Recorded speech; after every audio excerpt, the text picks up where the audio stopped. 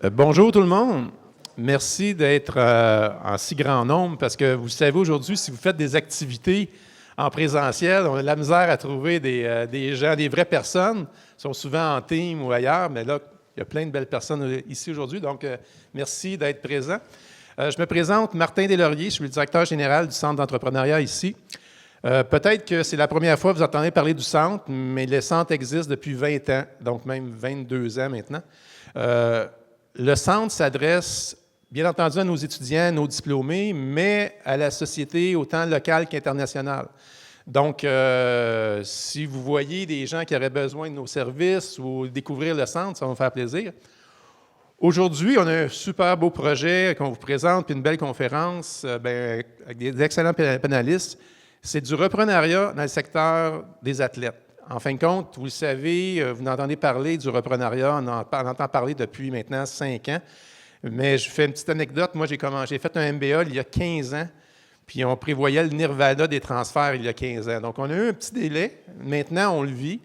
Et j'ai été un athlète, pas de haut niveau comme eux, là. J'ai été quand même un sportif. Puis, quand même, les sportifs que j'ai croisés, ils ont souvent, et sportives, là, ils ont toutes des attitudes d'entrepreneurs. Des fois, ils ont des têtes dures, qu'on pourrait dire, qui sont difficiles à gérer. Par contre, si on les met on les enligne bien, ça devient des entrepreneurs à succès. Donc, il n'y a pas de programme vraiment qui existe comme ça au Québec. Donc, on est en train de faire une démarche pour présenter un projet de cette manière. Mais aujourd'hui, je vais laisser la parole à des vrais entrepreneurs, des vrais athlètes qui vont échanger sur le sujet. Et je vais laisser mon animateur les présenter, mais avant, je vais aussi vous mentionner nos partenaires qui sont importants pour une activité comme ça. La Banque nationale, qui est notre partenaire numéro 1 pour nos midi-voyages. Vous avez un des personnes ici, si vous avez des questions, il est là, donc un professionnel du reprenariat. On remercie aussi les citadins, donc l'équipe sportive de l'université. Igor pourra vous en donner peut-être un petit peu d'infos. Et bien entendu, on a le centre et le centre d'entrepreneuriat qui est le partenaire pour l'événement.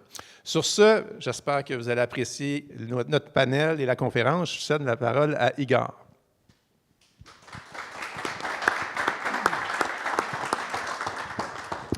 Bonjour tout le monde, merci. Oui, Igor Naev, donc directeur des partenariats au Bureau des activités sportives. Je suis aussi enseignant au département de marketing de l'EEG UQAM.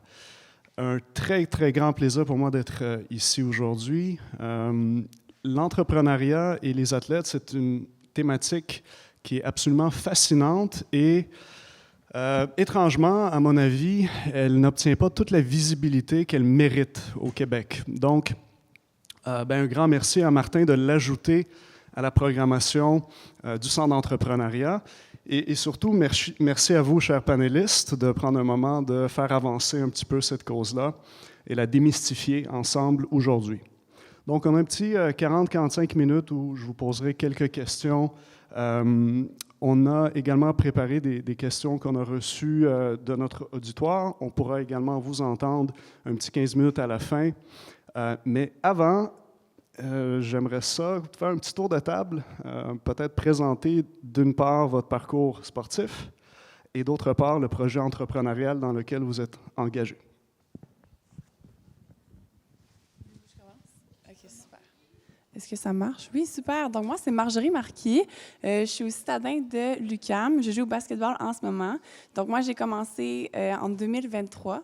Puis malheureusement, j'ai eu un petit accrochage, donc j'ai eu un ligament croisé qui a été déchiré durant mon parcours de ma première année.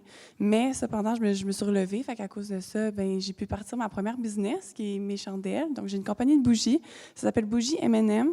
Et puis voilà, me voici ici. Je suis en certificat au marketing numérique, et puis je compte entamer un autre certificat l'année prochaine pour faire un bac par cumul. Donc ça, c'est moi.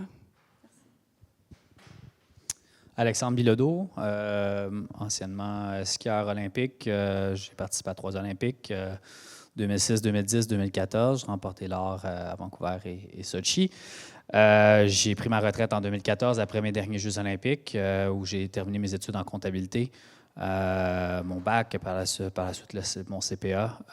J'ai travaillé 5 ans chez KPMG, majoritairement en service transactionnel, puis 5 ans par la suite chez Walter Capital, une firme de capital privé ici au Québec.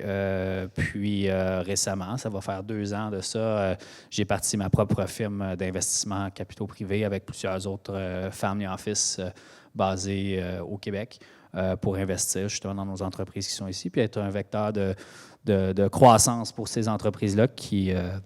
on travaille énormément avec des repreneurs également.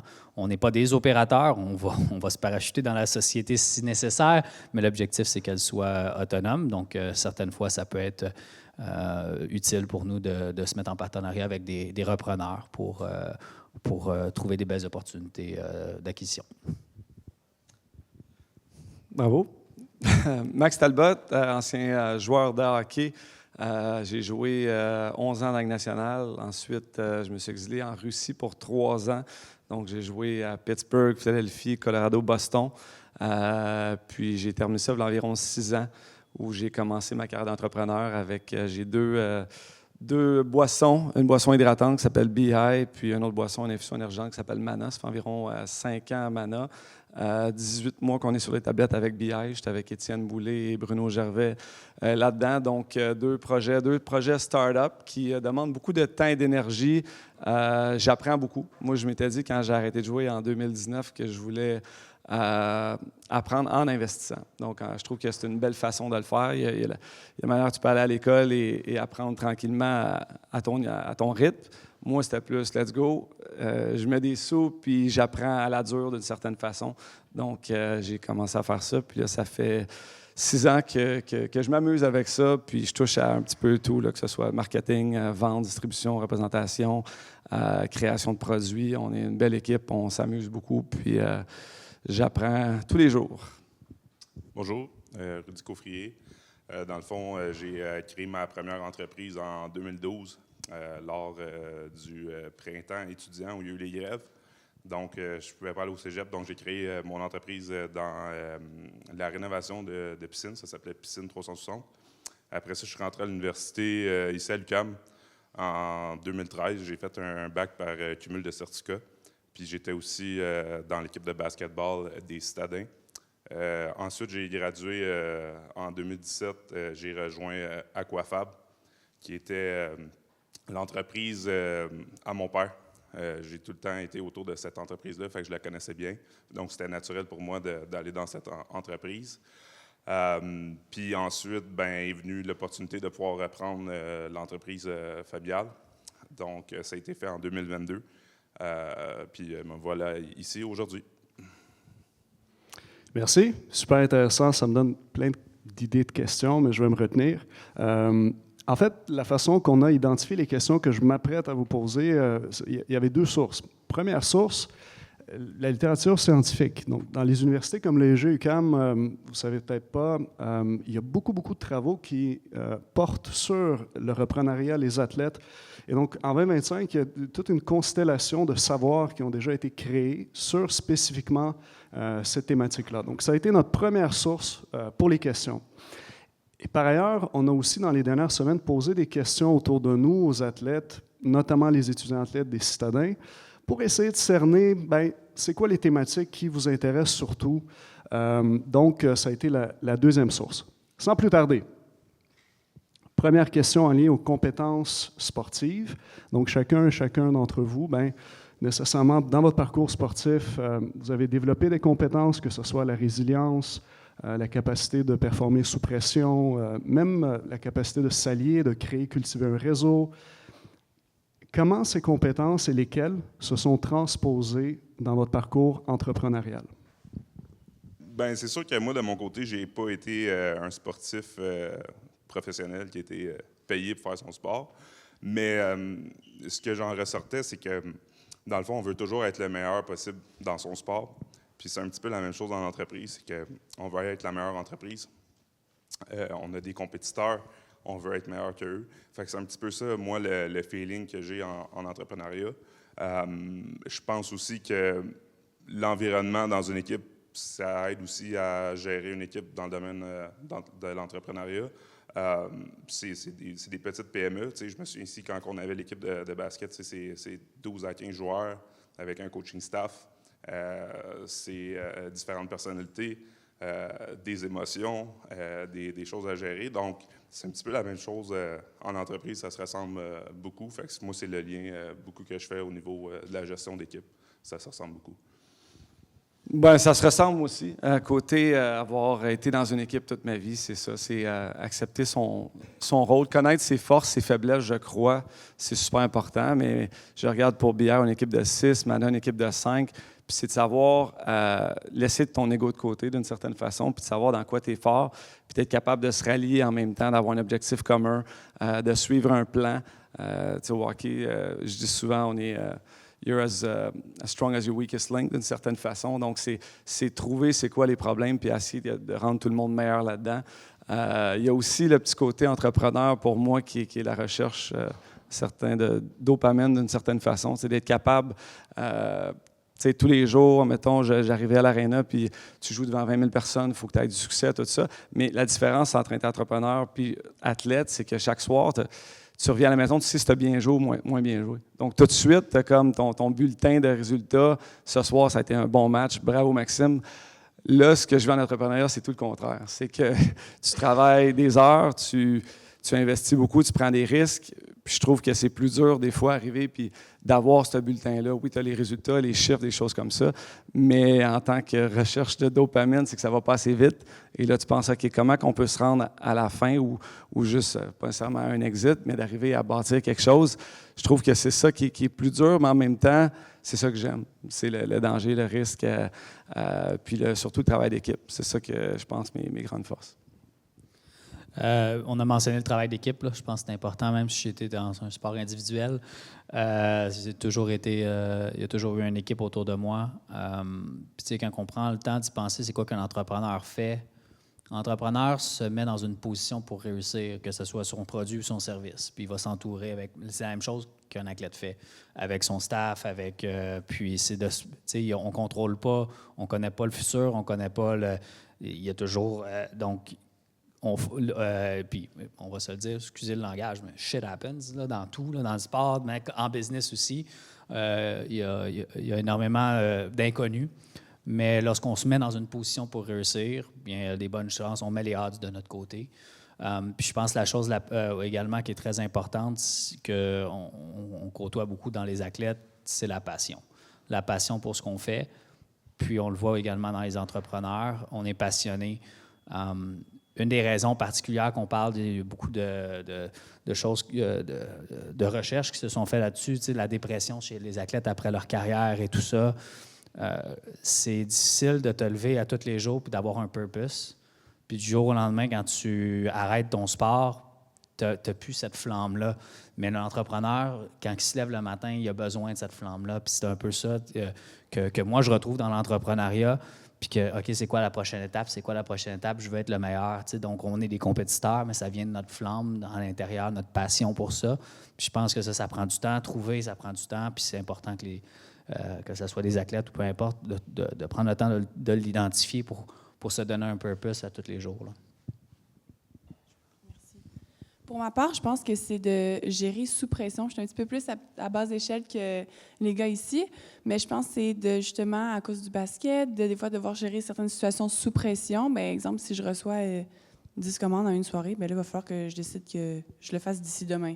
Mais ça, pour moi, c'est, je sais pas pour vous, mais en tant qu'athlète, des fois, bien, la pression, l'adrénaline, on aime ça. Moi, j'aime vraiment ça. Fait, je pense devoir gérer justement certaines situations sous pression qui vont te permettre de pouvoir aller au next niveau, au prochain niveau dans ta business, puis aussi dans le sport. Puis à cause du sport, moi, c'est comme ça que je le ressens. C'est comme ça que je le vois dans ma business. C'est comme ça se transfère un peu, pour ma part. Merci, super intéressant. On pivote maintenant vers le reprenariat, qui est en fait un autre mode d'entrée vers l'entrepreneuriat. Donc, on en parlait tout à l'heure avec nos panélistes. Au Québec, évidemment, c'est un enjeu de tous les jours. Il y a un vieillissement de la population. Il y a beaucoup d'entreprises qui vont être cédées prochainement. Et au Centre d'entrepreneurs aussi, c'est une thématique qui est prédominante. Donc, comment vous, donc dans notre panel, on a 2 personnes qui sont dans une démarche de reprenariat. Comment est-ce que vous identifiez l'entreprise qui correspond à vos objectifs de reprenariat? Qu'est-ce que vous regardez, que ce soit les états financiers, la base de données, l'image de marque? Quelle est votre approche? Je vais laisser la partie chiffres un peu plus à Alexandre. C'est sûr que les chiffres, c'est important. Je pense que la culture de l'organisation qu'on veut acheter est très importante. Si ça a un fit avec les valeurs que tu as, c'est ça qui va faire en sorte si la transaction va avoir lieu ou pas. Je pense qu'il y a beaucoup de transactions qui ont échoué à cause de la culture de l'entreprise ou des deux. Il n'y avait pas un bon fit. Fait que ça, c'est sûr que c'est un point très, très, très important, même peut-être au-delà des chiffres. Oui, les chiffres, c'est important parce que c'est ça qui va faire marcher le deal. C'est ça qui va faire en sorte que le deal est finançable. Mais si la culture n'est pas là, c'est très difficile à redresser une entreprise qui n'est pas dans le bon sens où on voudrait aller. L'autre chose, c'est d'avoir une structure organisationnelle qui est autonome.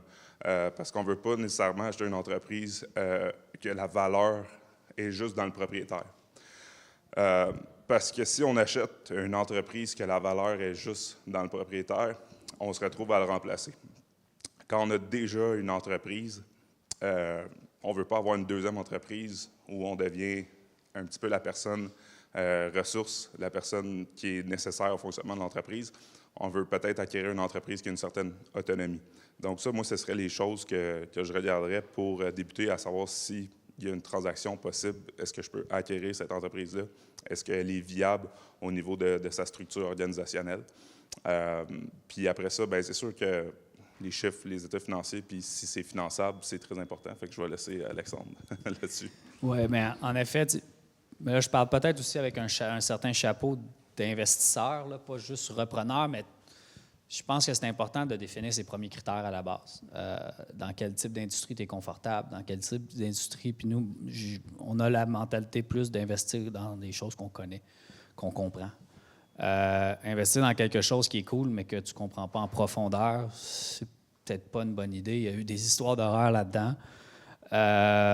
Mais vraiment de setter ses premiers critères. T'sais. Puis des choses, des fois, bien simples, puis après ça, tu creuses dans différentes industries qui peuvent porter à ça. T'sais, chez nous, chez A2 Partners, chez Partenaire A2, on a 4 critères, dans le fond. Il faut qu'il y ait une opportunité de croissance. C'est quoi l'opportunité? C'est quoi les vecteurs de croissance dans cette industrie-là? Bien les définir. Y a-t-il un côté différenciateur à la société? Y a-t-il quelque chose? Qu'est-ce qui fait que cette société-là, dans son industrie, peut gagner? Que ce soit son produit, son service, sa marge, peut-être c'est mal géré, mais il y a d'autres choses qui font qu'on peut gagner avec ça. Y a-t-il quelque chose qu'on a identifié? Par la suite, nous, c'est sûr qu'on n'est pas les opérateurs, fait que c'est le management, c'est la direction. Que ce soit la ligne qui soit autonome, la deuxième ligne aussi, il faut que, est-ce que la culture, on a un fit avec? Puis s'il en manque, est-ce qu'on peut l'amener en place? Des fois, ça peut être the weakest link, mais justement, c'est peut-être une belle opportunité. Donc, de bien définir ça. Puis après ça, nous, c'est notre dernier critère, il faut que ça soit relevant dans 10 ans d'ici. C'est plus comme notre pêle-mêle, tant qu'à avoir du ESG. Là, avec, nous, on va mettre notre argent où on le croit. On ne va pas investir dans les gaz bitumineux ou des choses comme ça. Pour nous, ce n'est pas là que nos valeurs sont. Fait que dans 10 ans d'ici, j'y crois encore. Puis je me vois encore faire ça. Donc, nous, c'est vrai. Nos premiers critères, puis après ça, on creuse dans les différentes industries. C'est quoi les tangentes? C'est quoi les beaux secteurs? Puis des fois, des industries qui ont des fondamentaux intéressants, mais qui ne sont pas nécessairement sexy, peuvent être très, très, très intéressants. Puis par la suite, évidemment, géopolitique, c'est sûr que dans le manufacturier, avec une certaine exposition, c'est difficile. C'est difficile en 2025. Partout dans le marché, on ne voit pas beaucoup de transactions dans le manufacturier se closer ou quand ils débutent, ils ne se clôturent pas cette année parce qu'on est à un tweet de Trump de pouvoir mettre la transaction sur la glace. Puis l'alinéa qui va se renégocier. Donc, il y a certaines incertitudes, comment ça vient se jouer dans le prix d'achat, dans la structure du prix d'achat, puis tout ça. Donc, il y a différents. Donc, présentement, nous, on regarde beaucoup dans les services au bâtiment, le parc immobilier est vieillissant, ça ne va pas être remplacé par le AI, là. Non, il y a du monde qui vont vraiment travailler là-dessus. C'est une thèse plus locale. Puis souvent, c'est des bâtiments qui sont, ou des services au bâtiment, c'est souvent des industries très fragmentées. Donc, des opportunités de consolider le marché. Donc, pour nous, on regarde beaucoup dans ce type de secteur-là, surtout les secteurs qui sont critiques. Des éléments qui peuvent être moins price sensitive au prix pour la clientèle. On peut penser à la ventilation, climatisation, la protection incendie, gestion des ascenseurs, comme le service aux ascenseurs, c'est toutes des industries que nous, on trouve très, très intéressantes présentement parce que quand tu en as besoin, tu en as besoin hier. Peu importe si le bill est 10 000 là, j'ai du monde qui attend. Donc, ça devient très intéressant comme fondamentaux. Puis c'est récurrent. Les bâtiments vont vieillir, puis il manque de logements au Canada. Fait que ceci étant dit, on peut creuser dans différents secteurs à ce niveau-là. Puis par la suite, c'est de mettre des efforts à trouver, de ne pas nécessairement attendre que les sociétés tombent en vente. Parce que s'ils tombent en vente, puis ils sont très intéressants, mais il va y avoir beaucoup de monde autour de la table, puis il va probablement avoir des stratégiques qui vont être prêtes à payer beaucoup plus cher que toi. Donc, tu veux-tu te mettre la gorge au cou dans ton financement? Nous, ce qu'on fait, on utilise notre CRM, puis on mappe le Québec. On commence, puis il y en a peut-être 200, 300 joueurs, mais commence par Montréal, puis après ça, tu commences par la région Rive-Nord, Rive-Sud. Ça prend du temps. Puis tu fais des cold calls, des emails, t'envoies. Tu vas peut-être en envoyer 200 avant qu'il y ait une personne qui te répond. Mais maintenant, il y a des outils pour accélérer tout ça, des reach-out. Mais sur 200 entrepreneurs dans cette industrie-là, je te garantis qu'il y en a un qui n'est pas loin de la retraite. Donc, de vraiment aller, puis de reach-out, de ne pas avoir peur, puis de s'intéresser, pas dire « Hey, ton entreprise est-tu à vendre? » Mais je veux dire « Hey, je m'intéresse beaucoup à l'industrie, j'aimerais ça échanger avec toi. » C'est une opportunité d'en apprendre plus sur l'industrie également. Donc, pour nous, c'est vraiment de faire le step de plus, puis ça nous permet d'identifier des belles opportunités d'investissement par la suite. Merci. D'ailleurs, le Centre d'entrepreneuriat a une application de maillage qui a été inaugurée récemment, qui est une première à ma connaissance. Donc, n'hésitez pas à jeter un coup d'œil. OK, super intéressant. On fait un autre pivot maintenant vers... tu en as parlé, l'intelligence artificielle, il faut qu'on le couvre. Là. Je veux dire, c'est impossible de passer à côté de cette thématique. On parle beaucoup de transformation numérique 4.0 dans l'industrie, puis évidemment tout ce qui est lié à l'automatisation, l'intelligence artificielle. Mais au-delà de ça, tu parlais de CRM. La prochaine question, c'est comment vous utilisez les outils numériques pour rehausser votre parcours entrepreneurial? OK, donc pour ma part, Canva, j'adore Canva. Pour de vrai, moi, ça m'aide vraiment dans tout ce qui est mes créations de bougies. Ça matche vraiment bien. Juste besoin exemple, de dire un thème, que ce soit pour le temps des fêtes, puis ça va me sortir une price list, puis je vais pouvoir juste m'adapter à ça, puis ça va pouvoir être super beau pour les gens qui sont abonnés sur moi, sur mon compte Instagram. Ça fait vraiment bien avec ce que je cherche à projeter. Puis sinon, c'est sûr que Excel, dans ma part, ça m'aide beaucoup aussi à pouvoir... C'est sûr, je suis un petit peu moins grosse que les gars pour l'instant, mais c'est sûr que ça m'aide beaucoup à me situer face à mes prix. Est-ce que je suis rentable à long terme? Parce que c'est sûr que si j'achète au début, exemple pour 500 $ de cire, bien, c'est sûr qu'elle ne va pas se vendre du jour au lendemain. C'est plus pour éventuellement mes commandes qui vont être plus à long terme. Donc, pour moi, Excel, Canva, c'est vraiment des plateformes qui m'aident beaucoup, puis j'aime vraiment les utiliser puis pivoter à travers ces plateformes-là. Moi, pour ma part, c'est sûr que j'utilise un peu comme tout le monde ChatGPT. Je pense que ça aide beaucoup à structurer ses idées. Ça peut être un défi quand on est entrepreneur de se souvenir de tout ce qu'on pense. Fait que moi, c'est un petit peu un brainstorming que j'ai avec l'IA. Après ça, tout notre département marketing, c'est sûr, sont appelés à travailler beaucoup avec ça. Ça a vraiment changé la rapidité à laquelle on est capable de faire des visuels, la rapidité qu'on est capable de faire des brainstorming sur des campagnes marketing. Fait que c'est sûr que ça accélère beaucoup le processus. Après ça, je pense qu'il faut quand même être prudent. Tu sais, je parlais tantôt de donner mes idées à ChatGPT. C'est sûr qu'il ne faut pas donner trop d'informations qui seraient critiques pour l'entreprise. Je pense que c'est des choses que faut être prudent. On ne sait pas encore comment ça peut être réutilisé. Fait que c'est sûr que moi, pour ma part, je suis quand même prudent avec ça. Puis je ne sais pas s'il y a d'autres entrepreneurs qui ont ce petit doute-là qu'on peut peut-être trop donner d'informations, puis qu'une autre entreprise, un compétiteur pourrait tomber sur cette information-là. Fait que ça, c'est quelque chose un peu qui peut m'inquiéter, qui me freine un peu dans mon utilisation de l'IA.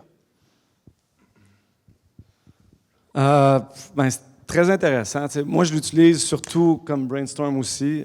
Des fois, lorsque je fais des matchs canadiens, dites-le pas à personne, mais je me prépare un petit peu avec ChatGPT aussi pour les alignements, les stats, des choses comme ça. Tout ce qui est conférences, des fois aussi, pour mieux faire les textes. Regardez, avec BI, demain, on s'en va pendant 3 jours pour une planification stratégique. Donc, moi, je m'occupe surtout des partenariats pour ce qui est BI, que ce soit avec Hockey Québec, avec différentes ligues, on a signé Ivan Demidov dernièrement, c'est moi qui ai conclu le deal avec lui. Donc, tout ce qui est faire les contrats aussi, ça, j'aime ça beaucoup. Tu sais, tu peux arriver puis juste entrer les données de contrat, puis tu envoies ça avec qui tu fais un partenaire. Je trouve que c'est beaucoup plus simple qu'avant.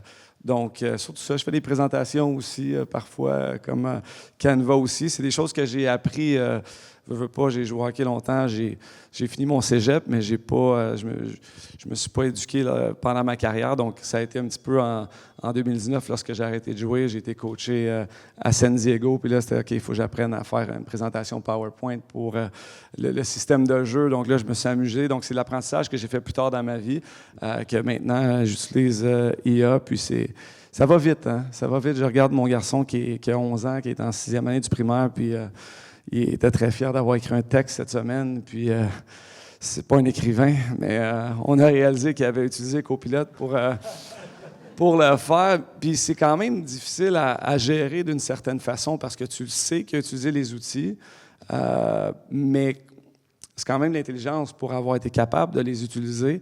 Mais en tant que parent, tu ne veux pas mettre un frein complet à ça parce que veux pas, le modèle d'éducation est en train de changer et ça va être accessible probablement tout au long de son secondaire. Donc, tu veux être capable de dire « utilise ton cerveau pour toi-même écrire un texte ». Mais c'est bien le réflexe que tu as eu parce que même papa l'utilise. Donc, c'est quand même toucher le virage qu'on est en train de vivre. Mais pour moi, dans la vie de tous les jours, c'est certain que je l'utilise presque tous les jours pour différents, même des fois quand ma femme me chicane, je me demande comment y répondre. Il y a quand même plein. C'est très pratique. Fais-moi une liste des pour et des contre. C'est très pratique. Ouais. Bien, c'est sûr, l'IA est incontournable, puis l'IA peut être, que ce soit dans notre...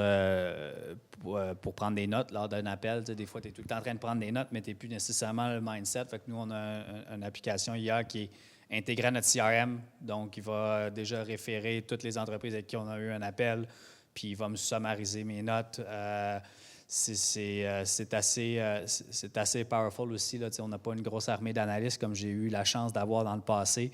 Donc maintenant, de faire une recherche d'une industrie en profondeur qui nous pouvait prendre un analyste une semaine de travail, je peux littéralement, avec le Deep Research, tu peux le sortir en 20 minutes, puis être aussi prêt, puis être pratiquement aussi knowledgeable que quand tu vas voir un entrepreneur qui œuvre dans son industrie pendant 20 ans, puis tu veux lui faire savoir que tu comprends l'industrie, c'est quoi les tangentes, c'est quoi les enjeux dans l'industrie, puis les grands joueurs, puis tout ça. Bien, on est capable on a déjà des prompts de préparer pour se préparer à des rencontres en l'intérieur de 20 minutes. Là. Donc, c'est assez phénoménal comment on peut accélérer notre efficacité. Comme je mentionnais tantôt, mapper l'industrie au Québec, bien, c'est sûr que l'IA peut nous aider à référer avec le registre des entreprises du Québec, le nombre d'employés, j'ai déjà une idée des revenus. Ça peut vraiment aller loin sur ce qu'on peut faire, l'efficacité. Puis, mais après ça, il faut toujours faire preuve de jugement, honnêtement. Je peux faire une demande rapidement sur l'évaluation d'une entreprise dans tel secteur. Il va te sortir une affaire très complexe, mais il est peut-être exactly wrong aussi. Là, excusez, j'ai better be approximately right than exactly wrong. Donc, c'est ça, faut tout le temps apporter notre touche de jugement à ça, puis d'analyse critique, puis de faire nos propres vérifications sur différentes sources également. Mais oui, ça augmente l'efficacité de manière très, très, très importante. Maxime, tantôt, a fait quelques blagues qui ont fait rire l'audience. Est-ce que c'est toi qui as écrit ces blagues-là? Je ne sais pas. Excusez. OK. On va pivoter maintenant vers une thématique peut-être un peu moins joyeuse. Évidemment, la thématique résilience est omniprésente dans le parcours sportif. Qu'est-ce qu'on sous-entend par là? Bien, nécessairement, vous faites face à des défaites. Vous faites face à des blessures. Et donc, votre capacité de se relever de ces épreuves-là est cruciale. Est-ce que ça se transpose dans le monde entrepreneurial? Donc, je vous demanderais pour cette question de partager une grande épreuve, un grand défi que vous avez eu dans votre parcours entrepreneurial et comment vous l'avez surmonté. Je peux commencer. J'ai toujours été intéressé, même lorsque je jouais. Puis, tu sais, quand tu es un athlète, ta vie est pas mal... tu sais, ton plan A, c'est le hockey. Il faut que tu performes. Donc, malgré tout ça, j'étais toujours intéressé par l'entrepreneuriat. Et j'ai un cousin qui avait quelques chaînes de restaurants, pas les nommer Sushi Shop, donc quelques franchises. Et là, il y avait un petit restaurant portugais qu'il aimait beaucoup, qui allait dans le Mont-Royal. Puis il dit, Max, on va l'acheter, puis on va le franchiser, on va faire une franchise. J'avais à ce moment-là 26 ans, donc très concentré sur le hockey, puis quand même soif d'investir. Donc j'ai dit, let's go, on le fait. On a acheté ça, puis pendant ce moment-là, c'était le Ferrandez, je crois, dans Mont-Royal. Puis il y avait comme fermé les rues, il y a plein de choses qui sont arrivées, mais moi, j'étais à Pittsburgh, mon cousin gérait le restaurant, et ma déception dans tout ça, on a fermé en dedans d'un an. Pour plusieurs raisons. Mon cousin aussi, il se séparait, il y a eu un employé qui volait. Donc, tempête parfaite de pourquoi un restaurant va fermer. Puis moi, ma déception de tout ça, c'est que, oui, j'ai perdu de l'argent, c'est toujours plate, mais mon apprentissage de ça, c'est que j'étais loin. Puis j'ai pas pu faire partie de la solution. Et même si j'avais été là, est-ce que j'aurais sauvé le restaurant? Je ne crois pas. Mais au moins, j'aurais vraiment appris en étant là, c'est où que ça n'a pas fonctionné. Peut-être j'aurais pu aider, mais là, d'avoir été loin, puis juste comme, OK, je me sentais impuissant. Mais l'apprentissage de ça, c'est qu'un an après, j'avais mon équipe de hockey junior qui était à vendre, donc ils m'ont approché pour investir. Puis j'ai fait comme non, parce que justement, je veux être présent, je veux être actif dans le business, je veux apprendre, je veux comprendre, puis mettre un petit peu ma couleur. Donc, ça m'a sauvé un deuxième investissement que je regarde aujourd'hui, puis ça n'aurait pas été rentable non plus. Donc, ça, c'est ça. Mais de tout ça, moi, en tant qu'athlète, on dirait, tu te blesses, tu te fais mal, tu perds. La résilience dans tout ça, pour moi, c'est des expériences négatives que je prends vraiment d'un côté positif pour pouvoir continuer à avancer puis apprendre. Puis c'est juste ça. J'ai un projet immobilier aussi dernièrement qui allait moins bien. L'hausse des taux d'intérêt, on a bâti et tout ça. Puis tu fais juste apprendre, puis tu vis avec ça. Puis après ça, tu ne répètes pas les mêmes erreurs. Puis ça revient à ce que je parlais au début. Tu sais, j'ai eu la chance de finir ma carrière. J'avais un petit montant à investir. Puis c'est en l'investissant, c'est là que pour moi que tu peux apprendre à vitesse grand V. Là. Donc... Merci. Moi, c'est sûr, le plus grand défi, ça a été vraiment, puis ça reste quand même assez récent, ça a été la transition entre être un étudiant athlète puis rentrer dans une entreprise qui est familiale. Parce que c'est sûr que je voulais pas avoir, mais je les ai eus quand même, là, mais je voulais pas avoir les jugements de « Ah, le fils à papa arrive dans l'entreprise » et tout ça. On connaît tous un petit peu ces réflexions rapides, ces raccourcis cognitifs-là. Donc, c'est sûr que je voulais rapidement aller chercher une crédibilité pour justifier ma présence. Puis ça a été de le faire dans l'entreprise, au sein de l'entreprise, mais aussi dans le marché de la fabrication et de la distribution de produits de piscine. Fait que c'est sûr que ça a été d'aller chercher des connaissances rapidement avec mes expériences sur le terrain. Fait que c'est ça beaucoup qui m'a aidé. Puis évidemment, d'avoir les études qui vont avec, d'avoir un bac en administration, c'est sûr que ça aide beaucoup à appuyer le justificatif de reprendre une entreprise. Puis après ça, c'est le processus de reprendre une entreprise puis de dire, qu'est-ce qu'on fait avec cette entreprise-là? Parce que c'était une entreprise qui était dans la fabrication de toiles de piscine et un peu dans la distribution. Puis l'usine était très artisanale. Fait qu'un de mes premiers défis, ça a été de rendre ça un petit peu plus structuré, avec des processus clairs, détaillés pour les opérateurs qui fabriquent les toiles de piscine. Puis aussi d'avoir les ventes pour appuyer les opérations. Parce que ça aussi, c'est souvent un enjeu, c'est qu'on a des super belles opérations, Mais si les commandes ne rentrent pas, ça ne sert pas à grand-chose d'avoir des super belles opérations. Fait que l'aspect vente a été un beau défi pour assurer cette croissance-là. Puis bon, la pandémie a fait son travail aussi. Je pense que c'était un très bon timing. On a eu des ventes records qu'on n'a jamais connues mondialement dans le domaine de la piscine. Fait que c'était très, très lucratif pour nous. Ça nous a permis de tripler le chiffre d'affaires en dedans de 3 ans. Fait que ça a été assez exponentiel comme expérience. Puis la partie difficile, c'est de ressortir de la pandémie puis de maintenir ce chiffre-là. Parce que tu as une vente incroyable pendant 3 ans, mais après ça, tu as un creux. Puis en ce moment, de ressortir de ce creux-là, puis espérer avoir les mêmes niveaux de vente que la pandémie. Puis c'est ce qu'on est en train de faire présentement.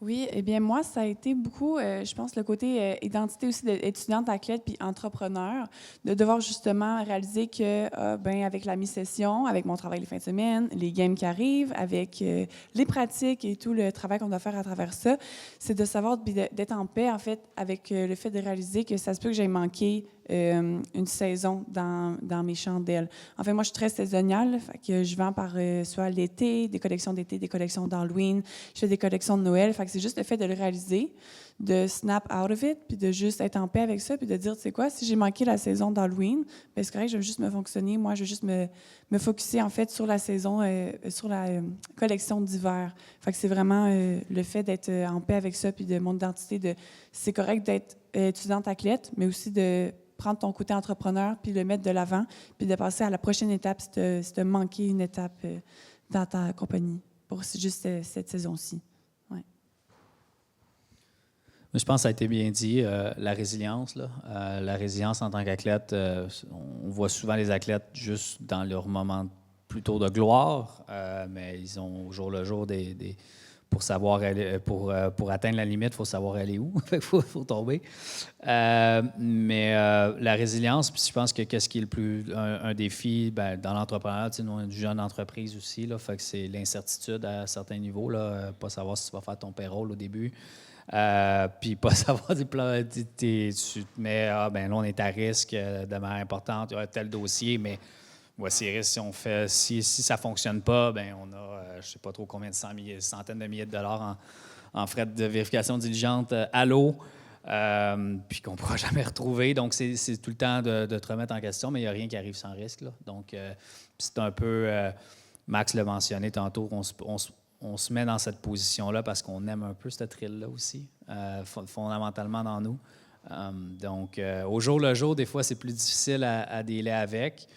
Mais après ça, quand tu le regardes avec du recul, tu te dis, j'aime quand même ça, ces thrills-là. Parler de dopamine tantôt, on est là. OK, merci. Peut-être pour double-cliquer sur cette pensée de dopamine, de thrill, parlons de gestion du stress, de santé mentale. Évidemment, quand vous êtes athlète, il y a des routines mentales, de la visualisation, de la méditation, psychologie sportive dans certains cas, pour être la meilleure version de vous-même, pas juste physiquement, mais mentalement. Et donc, on peut faire un parallèle vers votre parcours entrepreneurial. Et j'aimerais vous demander quelles sont vos pratiques aujourd'hui que vous pourriez partager pour être justement la meilleure version de vous-même mentalement, de gérer le stress au quotidien dans votre parcours entrepreneurial? Pour ma part, c'est d'avoir un équilibre. Quand j'étais étudiant athlète avec mon entreprise qui était plus dans la rénovation de piscine, c'était d'avoir l'équilibre avec le côté étudiant, le côté athlète, puis le côté entreprise. Je pense que ça m'a aidé à transposer ça dans ma vie actuellement. Puis c'est d'être organisé, puis d'avoir une rigueur pour être en mesure de réaliser toutes les choses qu'on veut faire, puis connaître ses limites aussi. Là, aujourd'hui, mes défis sont autres. Là, c'est plus la famille, les enfants, puis l'entreprise. Mais il y a un équilibre à avoir aussi. Puis si tu négliges un ou l'autre, c'est sûr que tu vas vivre avec les conséquences. Fait que moi, c'est vraiment la gestion du temps que ça m'a apporté d'être un athlète en ayant une entreprise puis en étant étudiant, de vraiment bien gérer mon temps puis de savoir exactement ce que j'ai à faire à quel moment, puis d'avoir cette rigueur-là d'organiser tout ça, puis pas de remettre tout le temps plus tard, puis de vivre avec les conséquences plus tard. Fait que c'est vraiment d'avoir cette organisation-là. Moi, cette question-là m'excite beaucoup parce que c'est tellement un sujet important pour moi, mais c'est ça qui était le plus dur quand j'ai arrêté de jouer, c'était l'organisation. T'sais, on pense que c'est compliqué d'être un athlète, ça va avec beaucoup de travail, mais c'est très, très simple parce que l'équipe te dit à quelle heure faut que tu te lèves, qu'est-ce que tu manges, où faut que tu sois et qu'est-ce que faut que tu mettes comme vêtements. Donc, tu n'as quasiment pas de décision à prendre à part travailler fort et te concentrer sur toi-même. Là, ça arrête. Là, je me retrouvais, quand j'ai arrêté de jouer, j'étais sur mon tracteur à gazon, j'étais en train de boire une bière, je criais après mes enfants, puis je parlais au téléphone avec un client. Ça n'avait aucun rapport. Donc, l'organisation, pour moi, ça a été le plus gros ajustement, un petit peu TDAH certainement, mais dans le hockey, c'est parfait parce que tu as une chose à faire puis tu es concentré sur toi. Mais j'ai appris, j'ai découvert que j'étais capable de m'organiser certainement. Mais ça vient avec beaucoup de petites tâches. Là. Tu parles de la famille, j'ai maintenant 3 enfants, donc ça, c'est la priorité. Puis j'ai encore l'enjeu de partager parce que l'équilibre, c'est pas nécessairement ma force. Moi, je suis un petit peu écrinqué. Donc, c'est beaucoup de travail. Là, après ça, OK, il ne faut pas que j'oublie la famille, mais il faut que je m'entraîne aussi, puis il faut que je joue au pickleball puis au golf. Donc, de faire toutes ces choses-là devient compliqué, mais j'ai une routine matinale quand même compliquée aussi. Il faut que je me lève très tôt avant que les enfants se lèvent à l'école. Sauna, entraînement, bien froid. Je fais un petit peu, je suis comme un gourou d'entraînement puis de lifestyle. Là. Tu sais, toutes les diètes, je les ai essayées. Méditation, j'ai commencé ça après ma carrière, puis je suis rentré beaucoup là-dedans aussi, donc ça m'aide beaucoup à me centrer. Je fais du journaling chaque soir, sinon ma tête va trop vite. Donc, faut que j'ai appris à me structurer. Le travail, c'est pas ça le problème, c'est justement quand peser sa pédale puis quand me relaxer. Donc, j'apprends encore aujourd'hui et je m'amuse là-dedans, mais vraiment, c'est important de prendre soin de soi. De base, là, si tu n'es pas bien avec qui tu es et ce que tu fais, ben tout va aller mal. La famille va le ressentir, le travail va y goûter aussi. Donc, je pense que la priorité, c'est le bien-être personnel pour être capable d'être bon dans tout ce que tu fais. Là. Je pense que c'est vraiment bien dit d'apprendre à se connaître en premier lieu, qui on est comme athlète. Ça va définir comment on se gère dans le niveau de stress. Tout le monde gère le stress différemment, tout le monde a une perspective différente du stress. Même chose comme entrepreneur. On a toute une perspective différente, une tolérance au risque différente. Puis, il faut apprendre à se connaître. Puis après ça, c'est surtout apprendre à se connaître comment se ramener dans une position confortable. Parce que en tant qu'athlète, on se fait souvent dire comment vous êtes pas, vous semblez pas stressé, vous, en haut d'une piste ou ça, parce que vous n'êtes pas stressé. Non. En tant qu'athlète, je vous confirme que j'étais stressé en haut de la piste, là, parce que tu donnes l'importance à ce que tu fais dans la vie. Puis le stress va être nécessairement là parce qu'on ne connaît pas le futur. Puis c'est la même chose aujourd'hui dans mon entreprise. On donne énormément d'importance à ça. Puis c'est normal d'être stressé. Mais comment je peux devenir confortable dans ce stress-là? Ça, c'est toute autre chose. Puis ça, c'est en apprenant à se connaître. Honnêtement, j'avais des trucs comme quand j'étais athlète, j'avais ma liste. C'était ma liste de choses I know. Là, c'était ma I know list, là, comme une checklist de choses qu'avant une compétition, je m'assoyais puis je faisais des coches. OK, je suis en bonne santé. Tel point, on a travaillé ça. Puis je réalisais cette liste-là, puis ça me permettait de me rappeler que hey, je me suis mis dans la meilleure position pour réussir demain. Là, fait que là, tu peux vraiment aller dormir en paix. Puis au lieu d'avoir mon hamster qui roule toute la nuit, moi, ça venait m'aider. Puis je les réalisais souvent, ces listes-là. Puis maintenant, je fais encore ces listes-là. J'ai fait ces listes-là avant d'écrire mon CPA. Je fais encore ces listes-là avant un comité d'investissement ou avant des grosses rencontres. Avec ce que je sais aujourd'hui, est-ce que je me suis mis dans une position où j'ai fait mon travail pour être prêt là? Ça m'aide vraiment. Mais ça, c'est un truc personnel. Fait que oui, il y a des affaires on peut retirer de notre carrière d'athlète. Oui, vraiment. Puis justement, sur ton point, je trouve que c'est de faire des pour et des contre. Tu sais, moi aussi, j'aime ça prendre une feuille de papier. J'écris vraiment les pour et les contre, puis le visuel, ça m'aide tellement à 100%. Juste de voir qu'est-ce qui est bien pour moi, qu'est-ce qui serait peut-être moins bien pour moi, puis ça m'aide surtout à faire des choix, des fois un petit peu moins évidents.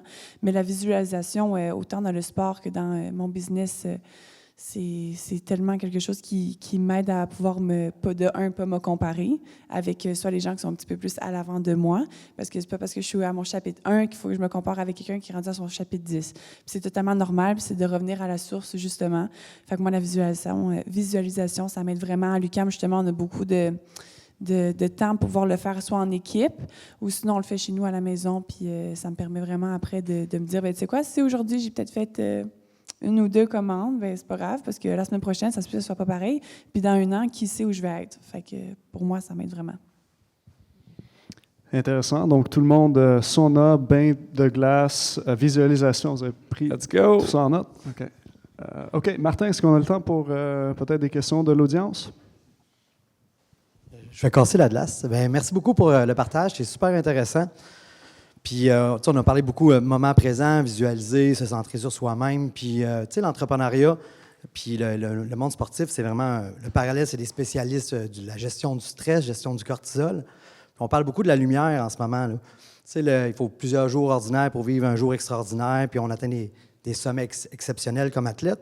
Moi, ce qui m'intéresse, c'est vraiment le changement identitaire là, profond comme athlète quand tu atteins des niveaux si hauts que ça. Le deuil qui vient avec, le changement de qui je suis quand je ne suis pas un athlète, qui je suis comme humain avant de me retrouver comme entrepreneur. C'est quoi l'accompagnement? C'est quoi vos réflexions qui ont été, à part les bains de glace, pour vous aider là-dedans? C'est sûr que toute transition n'est jamais facile.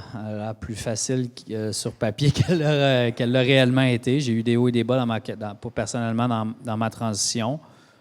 Mais ça se prépare. Comme n'importe quoi, ça se prépare. Puis j'avais déjà identifié ce que je voulais faire. En 2014, aux Jeux olympiques, je savais que je prenais ma retraite. Je l'avais annoncé. Puis j'avais déjà un stage de planifié chez KPMG. Mais je mentirais de dire qu'un an après avoir pris ma retraite, j'étais assis dans une classe à l'Université Concordia avec du monde 5-6 ans plus jeune que moi, puis j'étais comme, il y a quelques semaines, j'étais le meilleur au monde dans ce que je faisais, puis là, aujourd'hui, je comprends pas plus qu'eux, là, le prof, là. Tu sais, t'es comme, qu'est-ce que je fais ici, là? Puis tu te remets en question, puis tu sais, j'étais jeune, j'avais 26 ans, j'aurais pu vraiment retourner puis refaire un comeback, mais en même temps, faut jamais oublier l'orientation vers où c'était quoi mon purpose? Bien, je voulais une nouvelle carrière. Mais là, si je prenais le chemin pour retourner vers comme athlète, je savais que je mettais cette prochaine carrière-là à la poubelle. C'était le moment pour moi de traverser pour avoir une carrière professionnelle, puis pas manquer trop d'années d'expérience sur le marché du travail. Donc, c'est ça, c'est de vraiment garder son horizon, son orientation vers ses objectifs.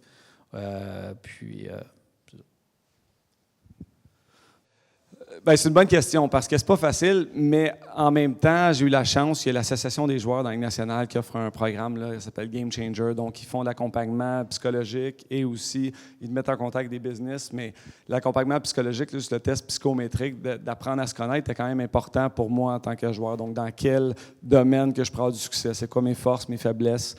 Ça m'avait aidé beaucoup à m'enligner. Puis en fin de carrière aussi, tu sais que ça s'en vient. J'ai terminé de jouer, j'avais 35 ans. Puis rapidement, j'ai été capable de me dire, je ne suis pas un joueur de hockey. Le hockey, qu'est-ce que je fais? Puis c'est important, tu disais, de mettre ça de côté puis de dire, tu sais, ça a été mon sport, c'est correct, mais c'est pas qui je suis, le hockey, là. Donc, d'enlever cette identité-là.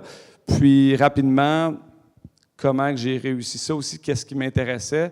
Je savais qu'est-ce qui m'intéressait, mais ça a été de mettre beaucoup d'outils sur ma ceinture d'outils. Donc, quand j'ai arrêté de jouer, là, j'ai eu une offre, j'ai été agent de joueur pendant 2 ans, j'ai commencé la télé, là, j'ai lâché ça pendant la COVID pour aller coacher une année parce que coacher, je savais que ça m'intéressait dans mon profil de personne. Mais je me suis retrouvé à San Diego avec mes 3 enfants et là, c'était comme non, je veux pas coacher parce que là, je suis 70 heures à l'aréna pendant que j'aimerais mieux être avec ma famille. Donc, c'était un trop grand sacrifice. J'aimais le travail, mais pas au coût de ma famille. Donc, je l'ai fait tôt dans mon après-carrière. OK, non, ça, pas pour tout de suite. Puis après ça, bien, la vie d'entrepreneur a commencé. Puis encore, j'apprends tous les jours. Puis est-ce que j'ai mon étoile? Oui, je pense que je suis un entrepreneur. Puis je ne sais pas exactement où est-ce que ça va s'en aller. Le plan futur n'est pas encore défini, mais je suis curieux, j'aime apprendre et j'aime toucher à tout. Donc, mais la transition, c'est quand même bien fait. J'ai été chanceux parce qu'il y a d'autres joueurs de hockey qui vont jouer leur parcours plus en Europe, des choses comme ça, puis ils n'ont pas peut-être moins d'opportunités que quelqu'un qui il arrête la Ligue nationale, puis donc moi, le téléphone a sonné, puis j'ai sauté sur l'opportunité, j'ai été extrêmement chanceux. S'il avait fallu que je retourne à l'école, j'aurais sûrement été en vente ou quelque chose comme ça, puis c'est bien correct aussi, il faut accepter tout ça, puis c'est ça. Ça va bien quand même.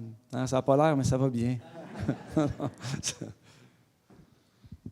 Moi, rapidement, en fait, c'est sûr que le sport universitaire, c'est un petit peu une zone grise parce que t'es pas un professionnel. Tu t'entraînes pas mal au même niveau, mais tu aspires à peut-être devenir un joueur professionnel, mais tu es entre les deux. Fait que moi, la réflexion n'a pas été très longue parce que j'avais une condition physique avec des hernies discales qui faisaient en sorte que je pouvais pas continuer. Fait que le choix quand même était facile. Sauf que, il n'y a pas vraiment d'encadrement pour ça. Fait que tu passes de t'entraîner 5 fois semaine à avoir des matchs, un suivi physique à plus rien. Moi, c'était quand même difficile au niveau alimentaire. Je pense que j'ai continué à manger comme si je m'entraînais 5 fois par semaine. Fait que c'est une prise de poids, tout ça. Fait que c'est sûr que après ça, je réalise que c'est plus ma réalité d'être un sportif à presque à temps plein. Fait que c'est ça qui a été plus dur, mais après ça, j'ai été capable de transposer ça quand même assez rapidement sur mon côté plus entrepreneurial. Merci. On a peut-être le temps pour une dernière question.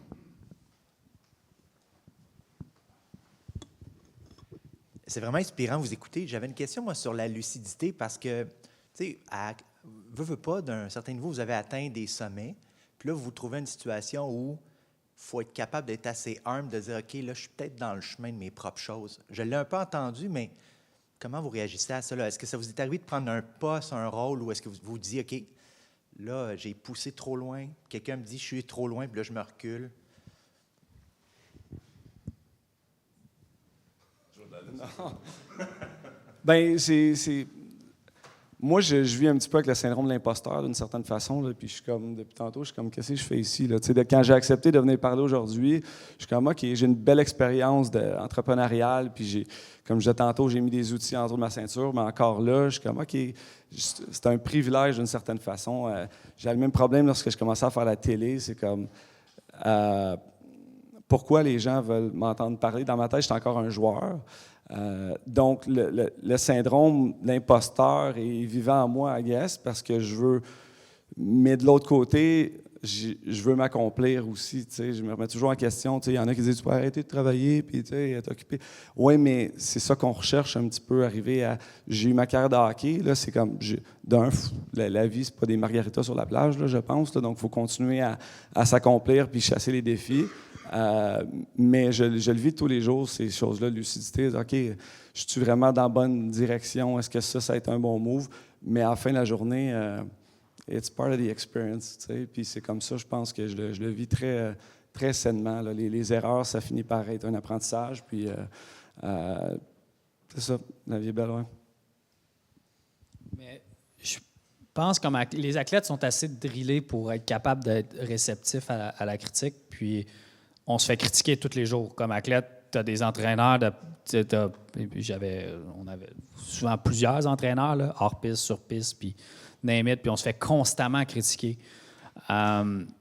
Puis ça a toujours été un travail d'équipe, puis je pense qu'il n'y a pas grands athlètes qui vont réussir puis qui ne sont pas capables de prendre la critique, selon moi. Puis je pense qu'en tant qu'entrepreneur, tu es mieux de bien entourer puis être capable d'apprendre la critique avant de frapper le mur qui est trop dur. Puis ça, c'est clair. Puis de bien s'entourer, ça commence avec ça, mais si tu t'entoures et tu ne prends pas le feedback, c'est dommage pour toi. Merci, super intéressant. Est-ce qu'on peut vous suivre sur les médias sociaux pour continuer d'avoir de vos nouvelles, sur LinkedIn notamment? N'hésitez pas. Et c'est pas terminé. Nous avons un buffet qui vous attend. Donc, n'hésitez pas à traverser l'autre bord et on continue nos échanges. Merci beaucoup.